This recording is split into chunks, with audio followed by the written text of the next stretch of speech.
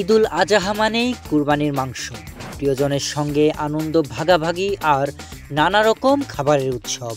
তবে এই আনন্দের মাঝেই অজান্তে শরীরে জমতে থাকে চর্বি, বাড়ে গ্যাস্ট্রিকের সমস্যা, উচ্চ রক্তচাপ এবং হৃদরোগের ঝুঁকিও।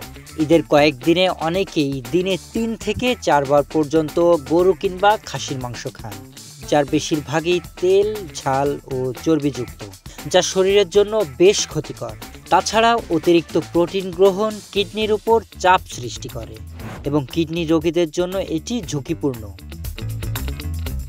অনেক সময় মাংস খাওয়ার মাত্রা নিয়ন্ত্রণে না রাখা গেলে শরীরে ইউরিক অ্যাসিড বেড়ে যায়, যার ফলে বাত বা জয়েন্টে ব্যথার মতো সমস্যা দেখা দেয়।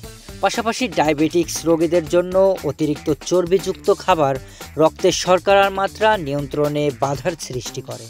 পুষ্টিবিদদের মতে প্রতিদিন একজন পূর্ণবয়স্ক মানুষের জন্য ১০০ থেকে ১৫০ গ্রাম লাল মাংস যথেষ্ট।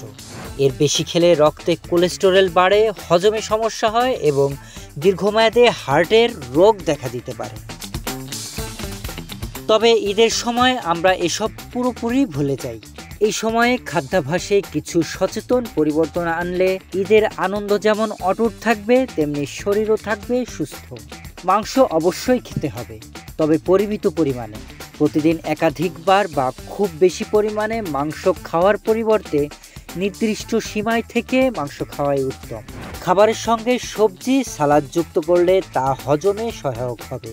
এতে করে শরীরের ফাইবারের ঘাটতি পূরণ হয় এবং হজম প্রক্রিয়া স্বাভাবিক থাকে। পাশাপাশি পর্যাপ্ত পানি, ফলমূল ও রুটি জাতীয় খাবার রাখা উচিত। সব মিলিয়ে ঈদের আনন্দ যেন স্বাস্থ্য ঝুঁকিতে পরিণত না হয়, সেদিকে আমাদের সবার নজর দেওয়া প্রয়োজন। কোরবানির ঈদ শুধু উৎসব নয়, এটি আত্মত্যাগ ও সংযমের শিক্ষা দেয়। তাই এই সময়ে ভারসাম্যপূর্ণ খাদ্যাভ্যাস গড়ে তোলার মাধ্যমেই আমরা সত্যিকারের ঈদের শিক্ষা বাস্তবায়ন করতে পারি। আনন্দ উদযাপন হোক সচেতনতার সাথে, শান্ত মনে ও সুস্থ শরীরে। Sharif Rahat, news desk, hello Bangla.